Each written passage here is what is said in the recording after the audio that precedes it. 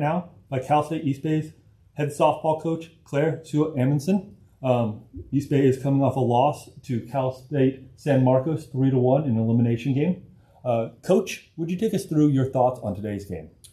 Yeah, obviously we didn't execute. We didn't get done, I think, in all three parts. Pitching, defense, and hitting was a little bit rough for us today. Just couldn't really generate any momentum. I think at this point of season, our conference is so strong. Every team is good. We knew that coming in, we had to show up and play our best, and, we didn't. So, I think we have a lot to work for and to continue to get better, and that's really been our main focus.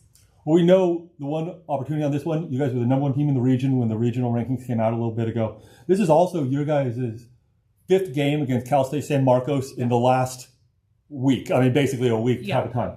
You two are number 1 and number 3 in the regional. Can you just tell me about the challenge and kind of how maybe those ones prepare you guys going forward for the next level of success? Yeah, I mean, they're such a good team. Like, they have had success in the postseason, so we know each other really, really well. I think there's a mutual respect out of both teams on how hard we play. So I think when you're doing that, it really just comes down to a chess match and who can execute with the plan ahead, And I also think every day is a new day. Who's going to show up, who's going to bring their best foot forward. Every player, every team has an off day. So prepping for a team like San Marcos is challenging just because we know they have postseason success. But we have to do our part. We have to play our game, and I think for sure we can all agree that we failed there. The other one I got to ask, I understand pitching was not where you wanted to be, right, but you did bring Jaden Gamble into that game. Yeah. Who gave you 5 1/3 innings of scoreless. I mean, she held him scoreless for that time to give your team a chance to come back. Could you talk about her performance and her stepping up as maybe she's not one of your top 2 pitchers, but she really pitched well today? She did great. We've seen Jaden do really well throughout the year. I think what Jaden did really well today is kind of stick with her plan and her strengths.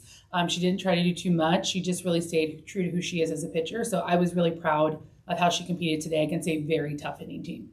I'm going to ask you to summarize it all in this one. The one good thing about the CCAA tournament, based off what you guys did, you can take a postseason loss and not have your postseason be done. Yeah. You guys will be moving on next week. You guys will most likely be playing in the regional, all that kind of stuff.